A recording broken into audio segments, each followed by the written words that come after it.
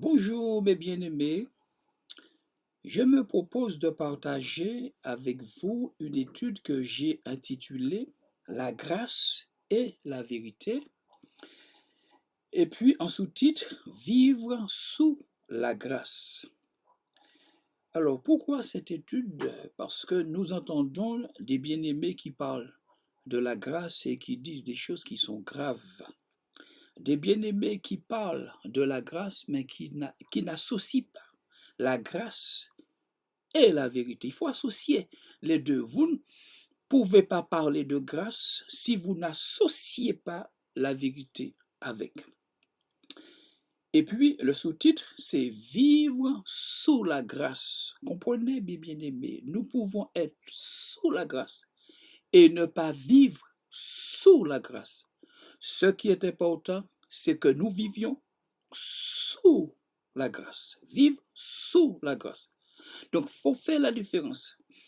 Être avec quelqu'un qui dit « je suis sous la grâce » et quelqu'un qui vit sous la grâce, ce n'est pas la même chose. Nous pouvons être sous la grâce et ne pas obéir à la parole de Dieu. Combien de chrétiens sont sous la grâce, mais n'obéissent pas à la parole de Dieu? Donc, ce qui est important, c'est vivre sous la grâce. Donc, c'est ce que je me propose de partager avec vous. Je veux déjà dire quelque chose de très important. C'est une parole qui vient du Seigneur Jésus. Dans Matthieu 24, verset 15, le Seigneur dit que celui qui lit fasse attention. Que celui qui lit fasse attention. Et nous n'avons pas tenu compte de ce verset. Je dis, et nous n'avons pas tenu compte de ce verset de la Bible. Si vous ne tenez pas compte de ce verset, vous ferez dire à la parole de Dieu ce qu'elle ne dit pas et ce qu'elle n'enseigne pas. Aujourd'hui, nous faisons dire à la Bible ce qu'elle n'enseigne pas. Lorsque quelqu'un permet de dire que même si nous vivons dans le péché, nous ne perdons pas notre salut parce que nous sommes sauvés par grâce, ça c'est grave. Le Seigneur Jésus nous adresse une autre exhortation de même nature que celle de Matthieu 24, verset 15. Il s'agit de Luc 8, verset 18. Il s'agit de Luc 8, verset 18. Le Seigneur dit, « Prenez donc garde à la manière dont vous écoutez. Prenez donc garde à la manière dont vous lisez les Écritures. » La Bible, Martin traduit ce texte ainsi. Regardez donc comment vous écoutez. Regardez donc comment vous écoutez ou vous lisez la parole de Dieu. Mais malheureusement, nous ne faisons pas comme les chrétiens de Bérée, mes bien-aimés, qui examinaient ce qu'on leur disait. Vous trouvez cela dans Acte 17, versets 10 à 11. Si vous laissez les gens vous empoisonner, vous irez en enfer. Si vous acceptez que quelqu'un vous dise que même si vous vivez dans le péché, vous conservez votre salut, mes bien-aimés, vous finirez en enfer. Parce que ce n'est pas vrai. La Bible est claire, sans la sanctification, nul ne verra le Seigneur. La manière dont vous écoutez, dont vous lisez la Bible peut vous emmener soit au ciel, soit en enfer. Et dans Marc 4, verset 24, le Seigneur déclare ceci. Il leur dit encore, prenez garde à ce que vous entendez, prenez garde à ce que vous entendez. Ce que vous entendez, ce que vous écoutez va déterminer là où vous allez passer votre éternité. Maintenant, si vous écoutez des gens qui vous disent parce que nous sommes sous la grâce, nous pouvons faire ce que nous voulons, nous pouvons désobéir, nous pouvons pécher, je vous dis sincèrement que vous finirez en enfer. Certains, pour justifier le péché dans leur vie, pour rester dans le péché, pour vivre dans le péché, disent qu'il n'y a plus de condamnation pour ceux qui sont dans Jésus-Christ. Il s'appuie sur Romains 8, verset 1, qui dit « Il n'y a donc maintenant aucune condamnation pour ceux qui sont en Jésus-Christ. » Dis aux gens, même si vous péchez, vous ne perdez pas votre salut parce qu'il n'y a plus de condamnation pour nous chrétiens. Le texte grec dit pour ceux qui sont dans le Christ, c'est-à-dire ceux qui sont dans le Christ, dedans, en Christ, ceux qui sont en Christ, dans. Il n'est pas dit qu'il n'y a plus de condamnation pour ceux qui sont évangéliques. Il ne faut pas confondre ceux qui sont dans Jésus, en Jésus, et ceux qui sont évangéliques. Certains font l'amalgame, ou si vous voulez, cette confusion. Sachez, frères et sœurs, que quelqu'un peut être évangélique et ne pas être en Jésus ou dans Jésus. C'est pour cela que le Seigneur nous dit que celui qui lit fasse attention. Ces gens vous diront, puisqu'il n'y a plus de condamnation pour nous, même si nous péchons, même si nous vivons dans le péché, nous ne perdons pas notre salut. Ils disent, parce qu'il n'y a plus de condamnation pour ceux qui sont en Jésus-Christ. Mais justement, ceux qui sont dans Jésus ne tiennent pas ce genre de langage-là. Vous voyez? Ceux qui sont en Jésus ne tiennent pas ce genre de langage. On fait croire aux gens qui vivent dans l'adultère, dans la fornication, dans le mensonge, dans l'inceste, dans les convoitises charnelles, dans la calomnie, dans la médisance, qui vivent selon la chair, qui vivent dans la désobéissance, qui ne mettent pas la parole de Dieu en pratique, qui font de la sorcellerie, de la divination, ceux qui vivent dans la rancœur, dans l'amertume, ceux qui vivent dans l'idolâtrie, ceux des hommes qui battent leurs femmes, on leur dit, vous ne perdez pas votre salut parce qu'il n'y a plus de condamnation pour ceux qui sont en Jésus. N'oubliez pas la parole du Seigneur, que celui qui lise fasse attention. Mes bien-aimés, regardons maintenant ce que dit la parole de Dieu. Dans 1 Corinthiens 6, versets 9 à 11, l'apôtre Paul s'adresse ici à des chrétiens. Paul s'adresse ici à des chrétiens et leur dit, ne savez-vous pas que les injustes n'hériteront point le royaume de Dieu? Les injustes, ce sont des gens qui n'obéissent pas à la parole, qui ne mettent pas la parole de Dieu en pratique. Alors que le juste, c'est celui qui a été justifié et qui obéit à la parole de Dieu. Donc ici, Paul s'adresse à des chrétiens. C'est à des chrétiens que Paul dit, ne savez-vous pas que les injustes n'hériteront pas le royaume de Dieu?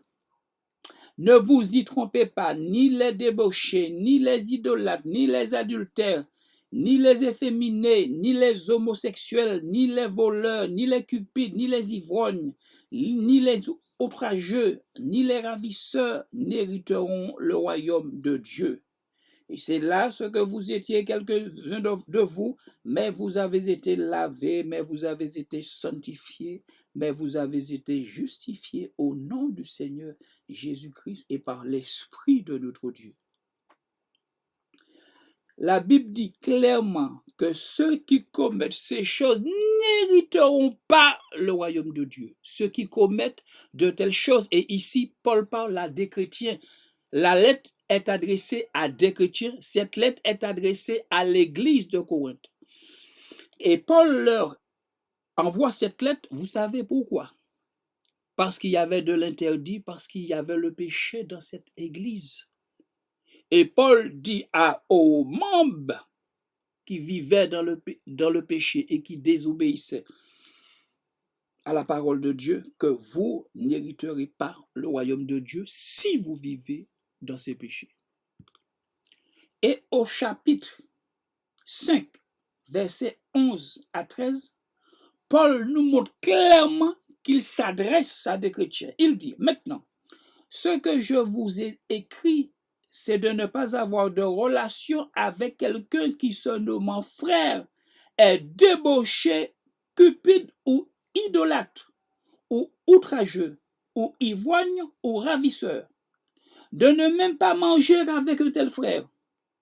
Et Paul dit, qu'ai-je en effet à juger ceux du dehors? N'est-ce pas Dieu? N'est-ce pas ceux du dedans que vous avez à juger? Pour ceux du dehors, Dieu les juge. Ôtez le méchant du milieu de vous. Donc, lorsque Paul dit que ceux qui commettent de telles choses n'hériteront pas le royaume de Dieu, il s'adresse à l'Église. Il s'adresse à l'Église. Lorsqu'il tient ce langage, il donne ici la preuve. Maintenant, si vous voulez écouter des gens qui vous disent que même si vous vivez dans le péché, vous ne perdez pas votre salut parce qu'il n'y a plus de condamnation pour ceux qui sont en Jésus et parce que vous êtes sous la grâce, regardez ce que Paul dit ici. Paul s'adresse. Paul dit, je n'ai pas à juger les gens du dehors. C'est une manière de nous dire que ce qu'il dit ne s'adresse pas aux païens. Il dit que c'est Dieu qui juge. Les gens du dehors, c'est Dieu qui les juge. Moi, je n'ai pas à les juger.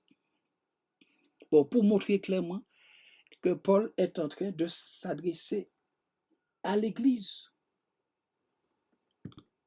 Donc, malheureusement, nous trouvons dans les églises des gens qui vivent dans ces péchés-là.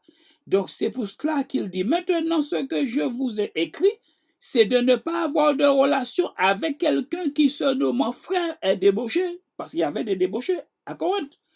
Cupide, ou idolâtre, ou outrageux, ou ivrogne, ou ravisseur. De ne même pas manger avec un tel homme. Qu'ai-je en effet à juger ceux du dehors? Je ne m'adresse pas aux gens du dehors. Ça, c'est l'affaire du Seigneur. Lisons maintenant ce que Paul déclare dans 2 Corinthiens 12, 21. Je crains qu'à mon arrivée, mon Dieu ne m'humilie de nouveau à votre sujet et que je n'ai à pleurer sur plusieurs de ceux qui ont péché précédemment et qui ne se sont pas repentis de l'impureté, de la débauche et des dérèglements auxquels ils se sont livrés. Donc, lorsqu'il dit que les injustes n'hériteront pas le royaume de Dieu, il parle des chrétiens de Corinthe, il parle des chrétiens. Et vous trouvez des soi-disant serviteurs qui disent à ces personnes, non, il n'y a plus de condamnation pour vous parce que vous ne perdez pas votre salut. C'est grave. Mais ce n'est pas ce que Paul dit. Ce n'est pas ce que Paul dit. Lisons maintenant ce que Paul dit dans Galates 5, verset, on va lire à partir du verset 19. Or, les œuvres de la chair sont évidentes ou manifestes. Ce sont la débauche, l'impureté, le dérèglement, l'idolâtrie, la magie, les rivalités, les querelles, les jalousies, les animosités, les disputes, les divisions, les sectes, l'envie, l'ivrognerie, les excès de table et les choses semblables. Je vous dis d'avance, comme je l'ai déjà dit, que ceux qui commettent de telles choses n'hériteront point le royaume de Dieu. Là encore, il s'adresse à l'Église, il s'adresse à des chrétiens, pas au monde. Il dit, je n'ai rien à dire au monde, le message pour le monde, c'est repentez-vous et convertissez-vous. Paul s'adresse à des chrétiens et leur dit ici que si vous vivez dans ces choses, vous n'hériterez pas. Vous n'hériterez pas le royaume de Dieu si vous vivez dans ces péchés.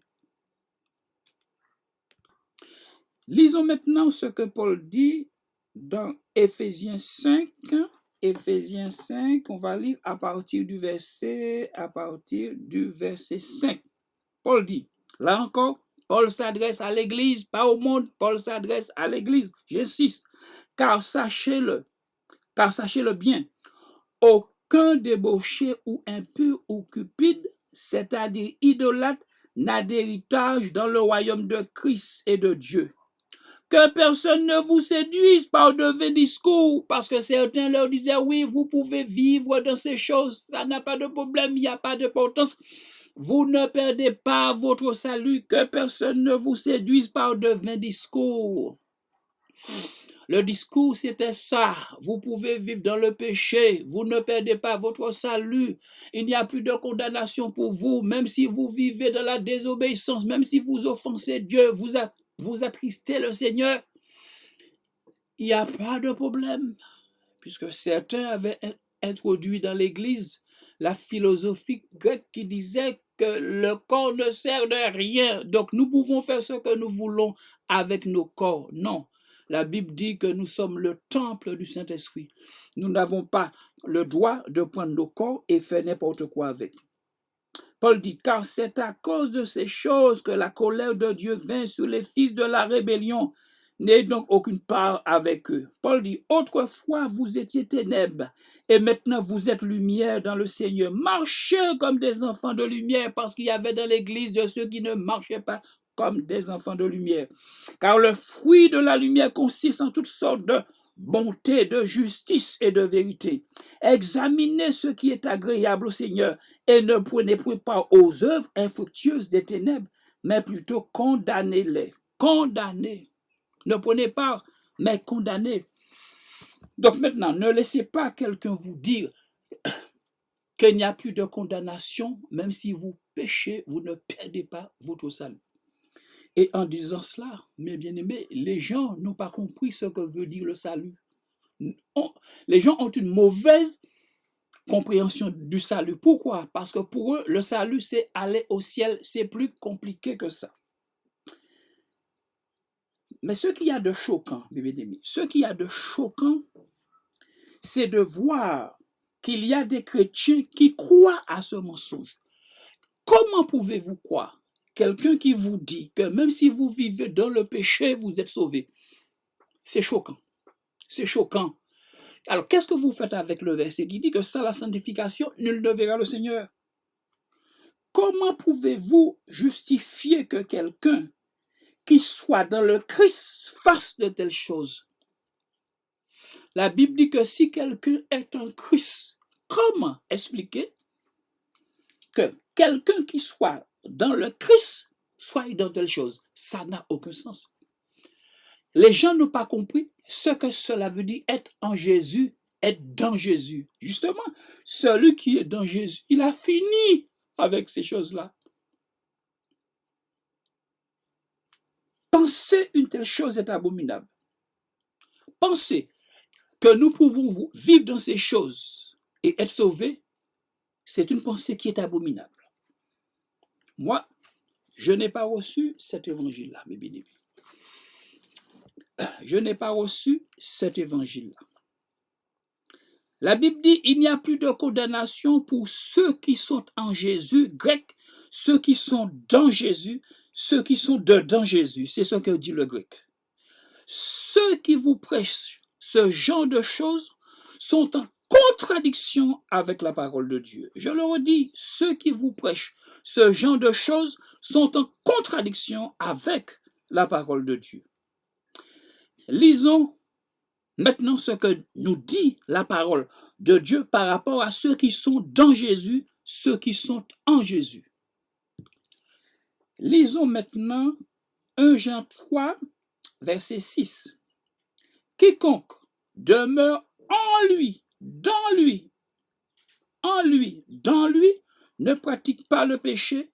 Quiconque pratique le péché ne l'a pas vu et ne l'a pas connu.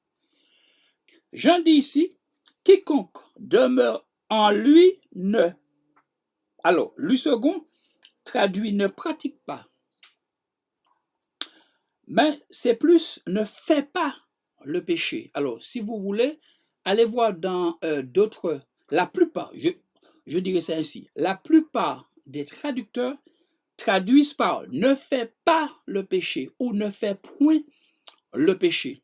Donc la pensée grecque, c'est ne fais pas le péché, c'est-à-dire ne le fais pas revivre. Donc il dit, Jean, quiconque demeure en lui, dans lui, comme dans Romains 8, verset 1.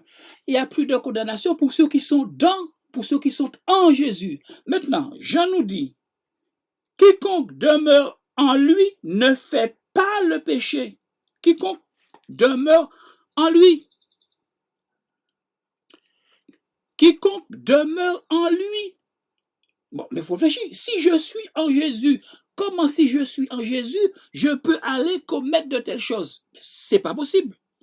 Quiconque demeure dans lui, en lui, ne pêche point. Ne pêche point. C'est pour cela qu'il n'y a plus de condamnation. Il n'y a plus de condamnation, puisque quiconque demeure en lui, dans lui, ne pêche point. J'en dis que si nous demeurons en Jésus, nous ne péchons plus. Voilà, donc c'est pour ça que Paul dit, il n'y a plus de condamnation pour ceux qui sont en Jésus, parce que ceux qui sont réellement en Jésus, ils ont fini avec le péché. C'est ce que Pierre nous dit, ils ont fini avec le péché. Alors, prenons 1 Pierre 4, versets 1 à 2. Ainsi donc, Christ ayant souffert dans la chair, vous aussi armez-vous de la même pensée, car celui qui a souffert dans la chair en a fini avec le péché. Celui qui a souffert dans la chair, qui a été crucifié avec Christ, il a fini avec le péché. Il a fini. Il écrit, car celui qui a souffert dans la chair, il a fini avec le péché. Il a fini avec le péché. Il a fini avec le péché. Donc c'est pour cela que Paul dit qu'il n'y a plus de condamnation pour ceux qui sont en Jésus. Ils ont fini avec le péché. Verset 2. Afin de vivre non selon les convoitises des hommes, mais selon la volonté de Dieu, pendant le temps qu'il lui reste à vivre dans la chair. Il a fini avec le péché. Lorsque je prends 1 Jean 3, verset 6, si je prends le grec littéralement, le grec nous dit quiconque dans lui demeurant ne pas pécher. C'est-à-dire, quiconque demeure en lui ne pêche pas. C'est exactement ce que dit le grec. Quiconque dans lui demeurant ne pas pécher. Donc, quiconque demeure en lui. Donc, le en lui, là, en grec, en, nous retrouvons le en dans Romains 8, 1, dans, et nous retrouvons le même en ici, dans 1 Jean 3, 6. L'apôtre Jean nous dit le contraire de ce que disent ces hommes. Quiconque demeure en lui, dans lui, ne pêche point. Quiconque demeure en lui. Donc, en grec, le mot en veut dire dans. Quiconque demeure dans lui, en lui, ne pêche point. Donc, si nous sommes en lui, si nous sommes dans lui, l'apôtre Pierre, dit que nous ne péchons pas. Nous avons fini avec le péché. Jean reprend la même pensée au chapitre 3, verset 9. Il dit, quiconque est né de Dieu ne fait pas le péché. Quiconque est né de Dieu ne fait pas le péché. Pourquoi? Parce que la semence de Dieu demeure en lui. Parce que la parole de Dieu demeure en lui. Tant que la parole demeure en vous, vous ne péchez pas. Nous péchons, c'est lorsque la parole de Dieu a cessé de demeurer en nous. Donc Jean dit, quiconque est né de Dieu ne fait pas le péché parce que la semence de Dieu demeure en lui. Il ne peut pécher parce qu'il est né de Dieu. Cette personne ne va pas vivre dans le péché parce que la semence de Dieu demeure en lui.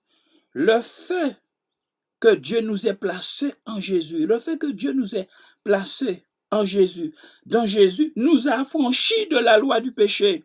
Romains 8, verset 2.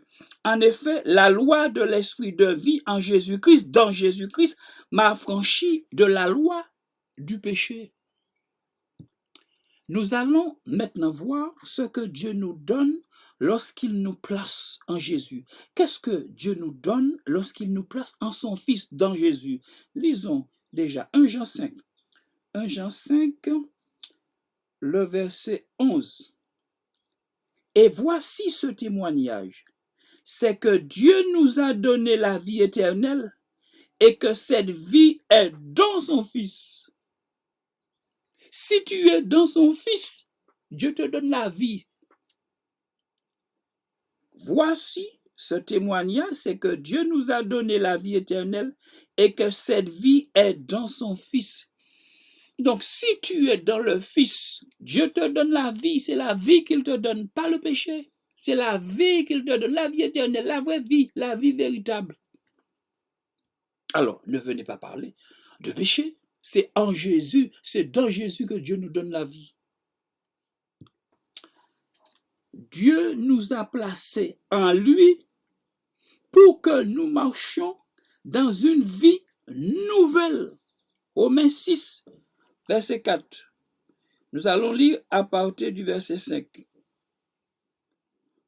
En effet, si nous sommes devenus une même plante avec lui, c'est-à-dire en lui, nous sommes devenus une même plante en lui.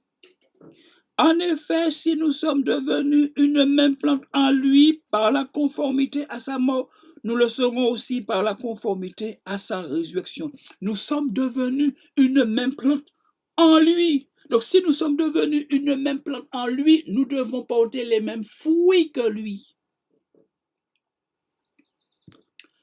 Lisons maintenant Romains 6, verset 6, qui nous dit « Sachant que votre vieil homme a été crucifié avec lui, en grec, en lui, dans lui, votre vieil homme a été crucifié en lui, afin que le corps du péché soit réduit à l'impuissance, pour que nous ne soyons plus esclaves du péché, car celui qui est mort est libre du péché. » Tout de même, quand même, les choses sont claires.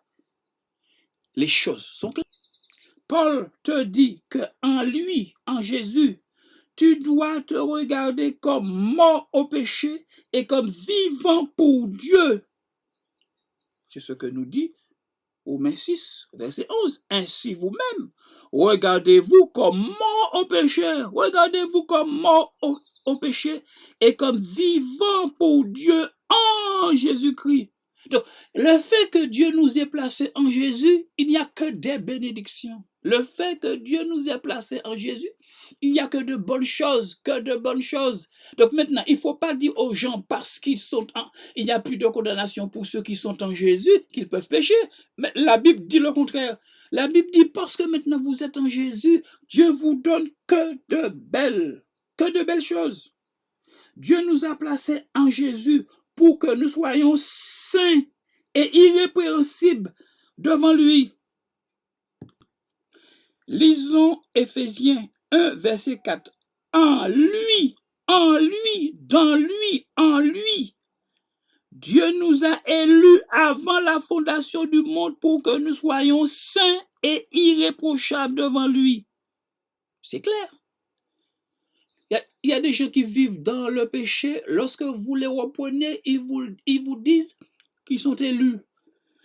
Mais attendez, Dieu ne t'a pas seulement élu pour que tu ailles au ciel. La Bible dit ici, en lui, Dieu nous a élus avant la fondation du monde pour que nous soyons saints. Dieu t'a élu pour que tu sois saint. Dieu t'a élu pour que tu sois saint, pour que tu sois irréprochable devant lui. En lui, encore toutes les bénédictions sont en lui. Dieu nous a rendus à la vie en Christ. Éphésiens 2, 5. Vous allez le lire après. Nous sommes saints en Christ. La Bible dit que nous sommes saints en Christ. Philippiens 1, verset 2. 4, verset 21. Nous pouvons tout en Christ. Philippiens 4, verset 13. Nous devenons parfaits en Christ. L'apôtre Paul le dit clairement dans Colossiens. En Christ, nous devenons parfaits. En Christ, nous devenons parfaits. Colossiens 1, verset 28. comme nous avons reçu le Seigneur Jésus, nous devons marcher en lui. Lisons Colossiens 2,6. Ainsi donc, comme vous avez reçu le Seigneur Jésus-Christ, vous avez accepté Jésus comme sauveur personnel, maintenant marchez en lui. Marchez en lui, puisque vous êtes en lui. Maintenant, marchez en lui. Si vous marchez en Jésus, vous êtes dans Jésus, vous ne vivez pas dans le péché. Vous ne pouvez pas être en Jésus et marcher dans le péché. Donc c'est pour ça qu'il dit ici. Ainsi donc, comme vous avez accepté Jésus comme sauveur et Seigneur, marchez en lui, étant enraciné et fondé en lui, étant enraciné et fondé en lui, et affermi par la foi, etc. Tous les versets qui nous parlent d'être en Jésus sont en rapport avec la sainteté. Sont en rapport avec la sainteté. Le fait d'être placé en Christ, dans le Christ, nous donne de vivre que de belles choses, mes amis. En Christ, il n'y a que de belles choses. La vie, la sainteté, la perfection, l'amour, la victoire, la joie. Donc c'est vrai, la Bible dit, il n'y a maintenant aucune condamnation pour ceux qui sont en Jésus. Maintenant, si tu es en Jésus, mon frère, ma soeur, que trouves-tu? Que trouves-tu en Jésus? Mais sa vie parfaite. C'est sa sainteté que tu trouves si tu es en lui. Est-ce que vous pensez qu'en Jésus, quelqu'un peut trouver le péché? Non. Donc, si tu es en Jésus, donc que trouvons-nous en Jésus? C'est la Bible qui nous dit les choses que nous trouvons en Jésus. Donc, si je suis en Jésus, je vais trouver sa vie. Je vais trouver sa sainteté. Je vais trouver sa perfection. Je vais trouver son amour pour le Père. Je vais trouver son obéissance au Père. Je vais trouver sa fidélité. Je vais trouver sa justice, c'est-à-dire l'obéissance parfaite. Je vais trouver sa bonté. Je vais trouver l'image de Dieu en Jésus. Je retrouve l'image de Dieu. Je retrouve sa ressemblance avec Dieu. Je retrouve sa sanctification. Je retrouve sa communion avec Dieu. Je retrouve sa sagesse. Je retrouve sa gloire. Je retrouve sa véracité. Je retrouve sa sincérité. Jésus était sincère. Il était irréprochable. Jésus était irrépréhensible. Il était sans tache. Il ne cédait pas à la tentation. Je vais retrouver sa joie. Il reflétait Dieu ici-bas. Il reflétait Dieu ici-bas. Des paroles de grâce sortaient de sa bouche. Jésus pas capable de mal. Sa parole édifiait les autres. Il n'était pas du monde. Il pardonnait. Je vais retrouver ses souffrances. Je vais retrouver sa mort, sa résurrection, ses sentiments, ses fruits. Il marchait dans la lumière. Il n'injuriait pas. Il était doux, il était humble. Il était rempli de compassion et de miséricorde. Il glorifiait Dieu sur la terre. Jésus servait le Père. Maintenant, toutes ces choses-là sont en Jésus. Mais il n'est pas parlé du péché. Il n'est pas parlé du péché. La Bible nous dit que toutes ces choses que je viens d'énumérer, toutes ces choses-là sont en Jésus. Ce sont ces vertus que nous retrouvons en lui. C'est pour cela que Dieu nous a placés en lui. Parce qu'il y a toutes ces choses, c'est pour cela que Dieu t'a placé en lui. Et maintenant, qu'est-ce que Dieu nous demande? Maintenant, c'est de contempler et de manifester ce que nous voyons en lui. Lisons maintenant 2 Corinthiens 3, verset 18. Nous tous qui le visage découvert, c'est-à-dire ceux qui se sont repentis, convertis et nés de nouveau, le voile a été ôté. Maintenant, contemplons comme dans un miroir la gloire du Seigneur. La gloire du Seigneur, c'est tout ce que nous venons de voir là. Nous contemplons la gloire du Seigneur. Nous sommes transformés en la même image. Tout ce que nous avons dit qui est en Jésus, nous sommes transformés en la même image, de gloire en gloire, comme par le Seigneur l'Esprit. Maintenant, Dieu nous appelle à contempler cette gloire du Seigneur et puis à être changés et transformés dans la même image. Nous sommes dans la contemplation et le Saint-Esprit dit, ce que tu vois en Jésus, parce que tu es en Jésus, donc tu le contemples, maintenant je vais reproduire ces choses dans ta vie. Mais il n'est pas parlé de péché. Il n'est pas parlé de péché, mes amis. Allons plus loin si vous le voulez. La Bible est claire. La Bible est claire. Maintenant, qui sont ceux qui sont en Jésus-Christ? Qui sont ceux qui sont en Jésus? Nous allons voir maintenant, lorsque Paul dit, il n'y a plus de condamnation pour ceux qui sont en Jésus. Maintenant, nous allons décrire qui sont ceux qui sont en Jésus. Les caractéristiques de ceux qui sont en Jésus. Alors, je vais les citer, donner les versets, et puis après, on va prendre le temps pour lire les versets après. Qui sont ceux qui sont en Jésus? La Bible nous dit que ce sont ceux qui obéissent à Jésus. Ceux qui sont en Jésus, ce sont ceux qui obéissent à Jésus. Nous verrons ça dans 1 Jean 5, verset 3. Qui sont ceux qui sont en Jésus? Ce sont ceux qui aiment Jésus. Ceux qui sont en Jésus, ce sont ceux qui aiment Jésus. Jean 14, verset 15 et verset 21. Matthieu 22, 37. Nous lirons les versets après, par la suite. Ceux qui imitent le Seigneur Jésus. Éphésiens 5, versets 1 à 2. Ceux qui imitent. Qui sont ceux qui sont en Jésus? Ce sont ceux qui imitent Jésus-Christ. Qui sont ceux qui sont en Jésus? Ce sont ceux qui vivent en communion avec lui.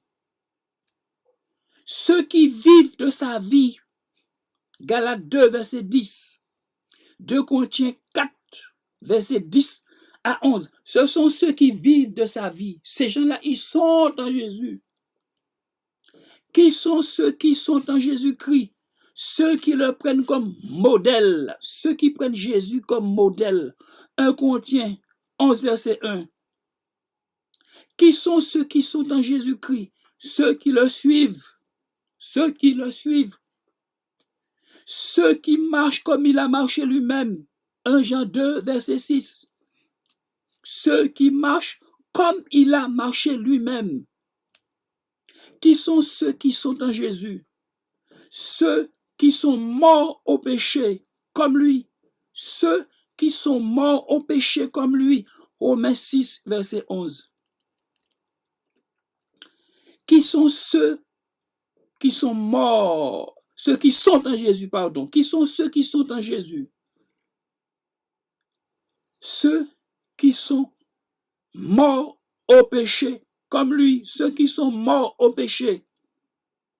Ceux qui sont sans reproche devant lui. Ceux qui sont sans reproche. Ceux qui le craignent. Ceux qui le craignent. 2 Corinthiens 7, verset 1. Colossiens 3, 22. Qui sont ceux qui sont en Jésus? Ceux qui gardent ses commandements. Ce sont ceux qui gardent ses commandements. 1 Jean 3, 24. Jean 3, 24, etc. Qui sont ceux qui sont en Jésus? Ceux qui se sanctifient comme lui. Ce sont ceux qui se sanctifient comme lui. 1 Jean 3, 3.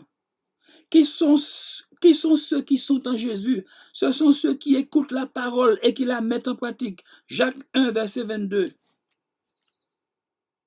Ceux qui vivent de manière digne de Dieu. Ceux qui vivent de manière digne de Dieu. 1 Thessaloniciens 2, verset 12. Qui sont ceux qui sont en Jésus-Christ? Ceux qui combattent le bon combat de la foi. Philippiens 1, 27. Ceux qui rejettent le péché. Hébreux 12, verset 1. ceux qui s'abstiennent de toute espèce de mal. 1 Thessaloniciens 5, 22. Ceux qui ont renoncé à leur vie, ceux qui ont renoncé à leur vie, ceux qui ne vivent plus pour eux-mêmes, mais pour Christ. Matthieu 16, 24. Ceux qui cherchent le règne de Christ dans leur vie. Matthieu 6, 33. Ceux qui vivent par l'esprit, ceux qui marchent par l'esprit. Galates 5, 16. Ceux qui ne pratiquent pas le péché, ceux qui ne font pas le péché. 1 Jean 3, 9. 1 Jean 5, 18. Ceux qui résistent au diable. Jacques 4, verset 7. Ceux qui ne se conforment pas au siècle présent. Romains 12, verset 2. Ceux qui se purifient en obéissant à la vérité. 1 Pierre 1, 22. Ceux qui ont une bonne conduite au milieu des païens. Donc, ce sont ceux qui sont en Jésus-Christ, ce sont ceux qui vivent cette réalité spirituelle. Donc, ces gens-là sont en Jésus. Ce sont ceux qui marchent dans la lumière, Éphésiens 5, verset 8. Ceux qui aiment leurs frères et leurs sœurs, 1 Jean 4, verset 7. Ceux qui n'aiment pas le monde, 1 Jean 2, 15. Ceux qui vivent dans la piété, Tite 2, verset 12. Ceux qui vivent en paix avec les autres, Romains 12, verset 8. Ceux qui font tout pour ne pas blesser Dieu. Ceux qui marchent avec le Seigneur, Colossiens 2, 6. Ceux qui se chargent chaque jour de leur croix, Matthieu 16, 24. Ceux qui vivent honnêtement, 1 Thessaloniciens 4, verset 12. Ceux qui vivent en nouveauté de vie, Romains 6, verset 4. Maintenant, mes bien-aimés, nous allons lire les versets que j'ai cités. Donc, nous allons donner la parole à la parole de Dieu. Maintenant, nous allons lire les versets que j'ai cités en amont. Il ne faut pas seulement citer les versets, mais il faut aussi prendre le temps pour les méditer avec l'Église. Alors, prenons quelques exemples. Donc, parfois, nous disons aux bien-aimés, il faut marcher par l'esprit, mais les gens ne comprennent pas toujours. Donc, il ne faut pas seulement citer les versets, mais il faut aussi les expliquer. La parole dit, faites donc mourir les membres qui sont sur la terre. Quant à quoi, les gens ne comprennent pas toujours. Vous êtes morts, les gens ne comprennent pas toujours. Donc, il faut aussi prendre le temps pour méditer les versets avec l'Église. Alors, qui sont ceux qui sont en Jésus-Christ? Nous avons dit en premier, ceux qui lui obéissent. 1 Jean 5, verset 3, 1 Jean 5, verset 3 nous dit, car l'amour de Dieu consiste à garder ses commandements, et ses commandements ne sont pas pénibles. Ouais, car l'amour de Dieu consiste à garder ses commandements. C'est pas la peine de dire à Dieu, je t'aime si j'obéis pas. Non, il dit là, l'amour consiste à quoi faire? À garder ses commandements, à obéir à sa parole. Et ces commandements ne sont pas pénibles, mais c'est nous qui cherchons des excuses pour ne pas obéir. Mais il dit, les commandements ne sont pas durs, les commandements ne sont pas pénibles. Et pourquoi cherchons-nous des excuses pour ne pas obéir? Nous avons dit aussi ceux qui l'aiment. Qui sont ceux qui sont en Jésus? Ce sont ceux qui l'aiment. Jean 14, verset 15. Si vous m'aimez, gardez mes commandements. Si vous m'aimez, si vous avez de l'amour pour moi, Jésus dit, obéissez-moi, gardez mes commandements. Au verset 21, il dit, celui qui a mes commandements et qui les garde, c'est celui qui m'aime. Et celui qui m'aime sera aimé de mon Père. Je l'aimerai et je me ferai connaître à lui. Matthieu 22, 37. Jésus lui répondit, tu aimeras le Seigneur ton Dieu de tout ton cœur, de toute ton âme, de toute ta force, de toute ta pensée. C'est le premier et le plus grand des commandements. Qui sont ceux qui sont en Jésus? Ceux qui imitent le Seigneur Jésus-Christ. Ceux qui l'imitent. Éphésiens 5, verset 1 nous dit, devenez donc les imitateurs de Dieu.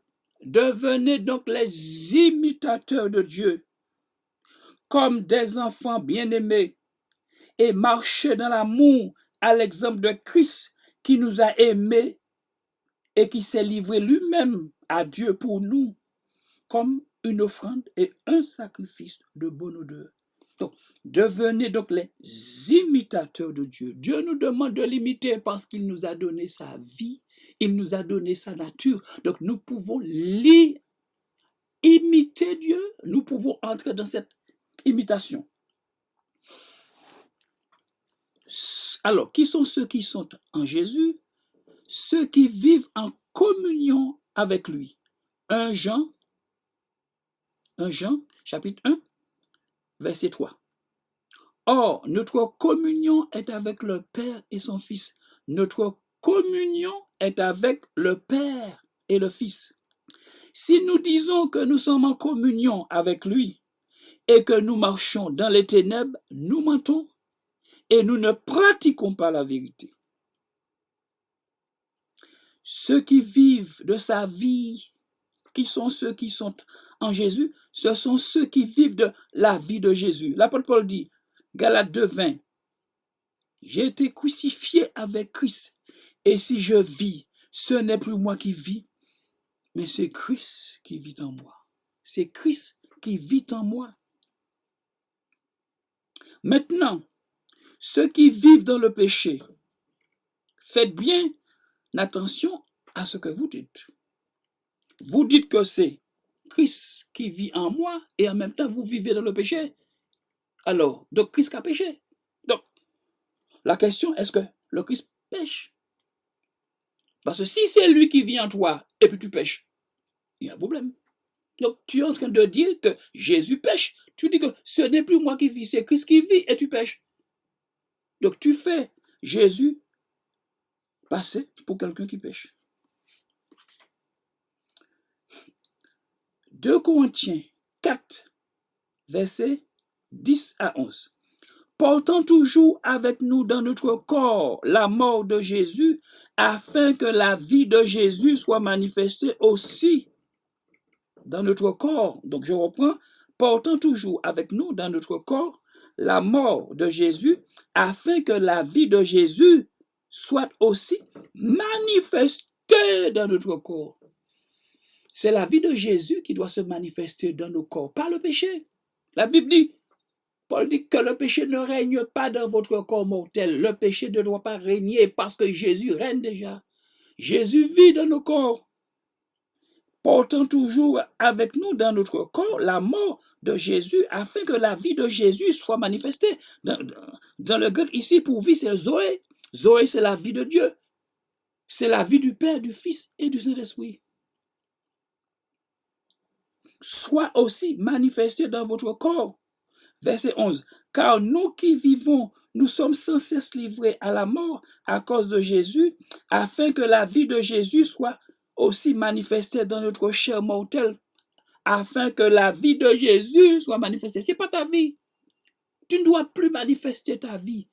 Tu as reçu la vie de Jésus en toi. C'est cette vie maintenant qui doit être manifestée et vue par tous. C'est pour cela que Paul dit dans Romains 6, verset 12, que le péché ne règne donc point dans votre corps mortel. Pourquoi?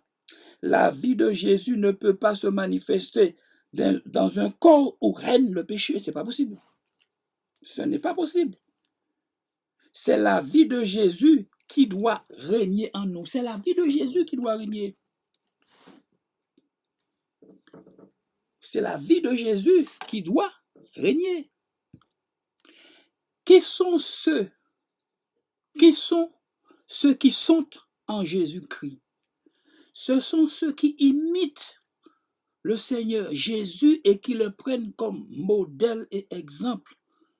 1 Corinthiens 11, verset 1. Soyez mes imitateurs comme je le suis moi-même de Christ. Qui sont ceux qui sont en Jésus-Christ? Ceux qui le suivent. Matthieu 16, 24. Alors Jésus dit à ses disciples, si quelqu'un veut venir après moi, qu'il renonce à lui-même, qu'il se charge de sa croix et qu'il me suive. Mes amis, si quelqu'un veut venir après moi, qu'il renonce à lui-même, il te dit de perdre tout droit et toute autorité sur ta vie. Qu'il se charge de sa croix. Quelqu'un qui prenait la croix au temps de Jésus, c'était pour aller à la mort. Le Seigneur te demande de mourir à toi-même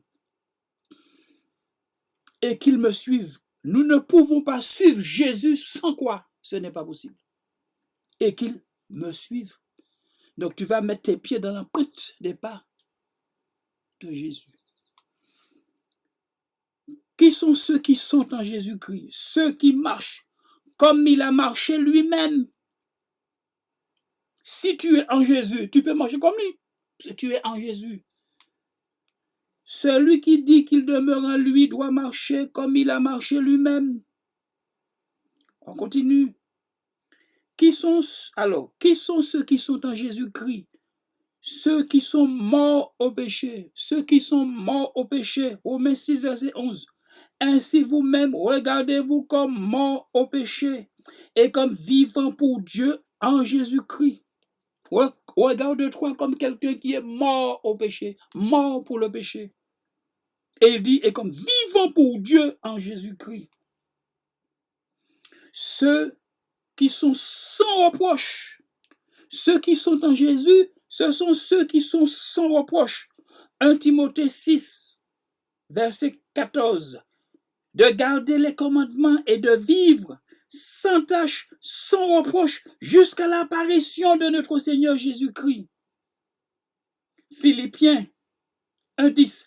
Afin que vous soyez purs et irréprochables pour le jour de Christ, remplis du fruit de justice, qui est par Jésus-Christ, à la gloire et à la louange de Dieu. Qui sont ceux qui sont en Jésus-Christ? Ce sont ceux qui le craignent. 2 Corinthiens 7, 11, ceux qui ont la crainte. Ayant donc de telles promesses, bien-aimés, purifions-nous de toute souillure de la chair et de l'esprit, en achevant notre sanctification dans la crainte de Dieu. Dans la crainte de Dieu. Qui sont ceux qui sont en Jésus-Christ? Ceux qui gardent ses commandements. 1 Jean 3, 24. Celui qui garde ses commandements demeure en Dieu et Dieu en lui. C'est clair. Qui sont ceux qui sont en Jésus? Ceux qui se sanctifient comme lui-même. 1 Jean 3, verset 3. Quiconque a cette espérance en lui se purifie comme lui-même est pur. Donc, ce sont des versets que nous aurons l'occasion de revoir et d'approfondir. Là, je ne fais que passer pour aujourd'hui. Donc, ce sont ceux qui se sanctifient comme lui. 1 Jean 3, 3. Quiconque a cette espérance en lui se purifie comme lui-même est pur. Et nous aurons l'occasion d'expliquer ce que cela veut dire. Se purifier comme lui-même est pur. Mes amis, qui sont ceux qui sont en Jésus-Christ? Ceux qui écoutent la parole et qui la mettent en pratique. Ce sont ceux qui écoutent la parole et qui la mettent en pratique. Jacques 1, verset 22. Mettez en pratique la parole et ne vous bornez pas à l'écouter, en vous trompant vous-même par de faux raisonnements. Nous portons des faux raisonnements pour ne pas obéir à la parole de Dieu qui est claire. Nous lisons ces versets, ce sont des versets qui sont clairs. Mettez la parole en pratique et ne vous bornez pas à chercher des excuses pour ne pas obéir. Je suis un pécheur, la chair est faible, etc. Qui sont ceux qui sont en Jésus-Christ? Ceux qui vivent d'une manière digne de Dieu. Ceux qui vivent d'une manière digne de Dieu. 1 Thessaloniciens 2, verset 12. Vous exhortant, vous consolant, vous conjurant de marcher d'une manière digne de Dieu, qui vous appelle à son royaume et à sa gloire. Ceux qui combattent le bon combat de la foi, 1 Timothée 6, verset 12, combat le bon combat de la foi, saisis la vie éternelle à laquelle tu as été appelé. Qui sont ceux qui sont en Jésus-Christ? Ceux qui rejettent le péché, ceux qui rejettent le péché, Hébreux 12, verset 1. Rejetez le péché qui nous enveloppe si facilement, rejetez le péché. Ceux qui s'abstiennent de toute espèce de mal, 1 Thessaloniciens 5, 22. Ah, mes amis, les choses sont là, hein? Les choses sont là. Ceux qui ont renoncé à leur vie, Matthieu 16, 24. Alors Jésus dit à ses disciples, si quelqu'un veut venir après moi, qu'il renonce à lui-même, qu'il se charge de sa croix et qu'il me suive. Ceux qui recherchent le règne de Christ dans leur vie, Matthieu 6, 33, cherchez premièrement le royaume et la justice de Dieu. Ceux qui vivent par l'esprit, ceux qui marchent par l'esprit, Galates 5, verset 16. Je dis donc, marchez selon l'esprit et vous n'accomplirez pas les désirs de la chair. Ceux qui ne vivent pas dans le péché, qui sont ceux qui sont en Jésus? Ceux qui ne vivent pas dans le péché. 1 Jean 3, 9. Quiconque demeure en lui ne fait pas le péché. Quiconque fait le péché ne l'a pas vu et ne l'a pas connu. 1 Jean 5, 18. Nous savons que quiconque est né de Dieu ne fait pas le péché, c'est-à-dire ne le fait pas revivre. C'est la pensée du grec. Qui sont ceux qui sont en Jésus? Ceux qui résistent au diable. Jacques 4, verset 7. Soumettez-vous donc à Dieu, résistez au diable et il fuira loin de vous. Qui sont ceux qui sont en Jésus? Ceux qui ne se conforment pas au siècle présent. Romains 12, verset 2. Ne vous conformez pas au siècle présent, mais soyez transformés par le renouvellement de l'intelligence, afin que vous discerniez quelle est la volonté de Dieu, ce qui est bon, agréable et parfait, afin que vous discerniez la volonté de Dieu. Vous discerniez la volonté de Dieu, mais ce qui est bon, ce qui est bon, ce qui est agréable, et parfait. Qui sont ceux qui sont en Jésus-Christ? Ceux qui se purifient en obéissant à la vérité. Ceux qui se purifient en obéissant à la vérité. 1 Pierre 1, 22. Vous avez purifié vos âmes en obéissant à la vérité. C'est ça la sanctification. Lorsque j'obéis à la vérité, eh bien, je me sanctifie. Ceux qui ont une bonne conduite au milieu des païens. 1 Pierre 2, 12. Ayez au milieu des païens une bonne conduite, afin que là même où ils vous calomnient comme si vous étiez des malfaiteurs, ils remarquent vos bonnes œuvres et glorifient Dieu au jour où il les visitera. Ceux qui marchent dans la lumière, Éphésiens 5, verset 8. Autrefois, vous étiez ténèbres, et maintenant, vous êtes lumière dans le Seigneur.